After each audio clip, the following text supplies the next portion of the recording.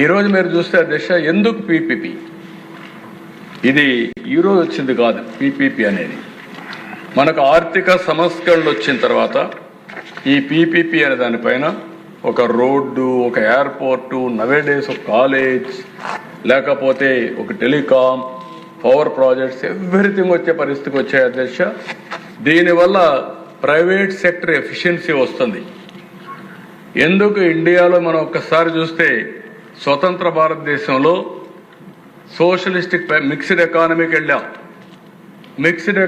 వెళ్ళాం కాబట్టి ప్రభుత్వ పెట్టుబడులు పెట్టాం. పెట్టిన పెట్టుబడులు ఫలితాలు రాలేదు.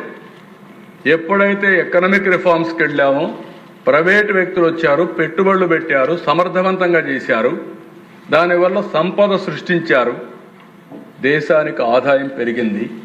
ఈరోజు సూపర్ జిఎస్టీ, సూపర్ సేవింగ్స్ వరకు వచ్చామంటే ఆ సమర్థతలో ఫలితాలు ఇవన్నీ వచ్చాయి, ఎకనామిక్ రిఫార్మ్స్లో ఫలితాలు వచ్చాయి. అందుకే అధ్యక్ష ఈ ప్రాజెక్టులో 3,700 కోట్ల రూపాయలు మనకు సేవింగ్స్ వస్తాయి. ఇంకొక పక్కన 500 కోట్లు సంవత్సరానికి ఆపరేషనల్ మేనేజ్మెంట్.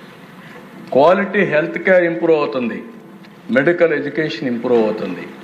మనం ఒక్కరమే కాదు, దేశమంతా ఒక దారిని పోతే వీళ్ళు ఒక దారిని పోతూ ఉంటారు. ప్రధానమంత్రి కేంద్రం ఎన్నోసార్లు చెప్పారు ఎలిమెంటరీ ఎడ్యుకేషన్ అంతా మాతృభాషలో చేయాలంటే కాదు నేను ఇంగ్లీష్లో చేపిస్తానని అటు కాకుండా ఇటు కాకుండా పిల్లల్ని క్వాలిటీ మొత్తం ఇది చేశాడు. ఆ డీటెయిల్స్ మీరు ఒకసారి చూస్తే ప్రైమరీ ఎడ్యుకేషన్ మొత్తం క్వాలిటీ సర్వనాశనం అయింది. 14-19లో బెస్ట్ క్వాలిటీ ఎడ్యుకేషన్ ఉండే రాష్ట్రం ఇటీవల కాలంలో అన్ని స్టాండర్డ్స్ కిందన పడిపోయే పరిస్థితికి వచ్చాయి.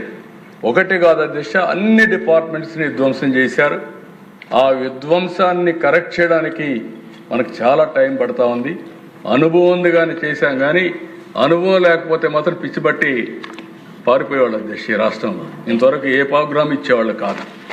ఈరోజు యూపీలో ఇచ్చారు, ఒరిస్సాలో, జార్ఖండ్, ఒకటి కాదు దేశం మొత్తం పీపీపీ మోడల్లో కాలేజెస్ ఇచ్చారు, ముందుకు పోతున్నారు. కడాన దశ ఎడ్యుకేషన్ సెక్టర్ అయితే IIT Chennai, IIM Udaipur, IIT Nagpur, infrastructure అంతా వైఆ పీపీపీలో పోయే పరిస్థితికి వచ్చారు. అంటే ఆ కాలేజీలని ప్రైవేట్ ఇచ్చేస్తారా?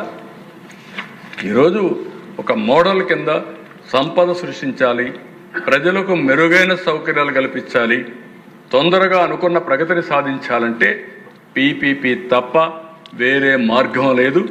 నేను సీఎంగా ఉన్నప్పుడు పీపీపీ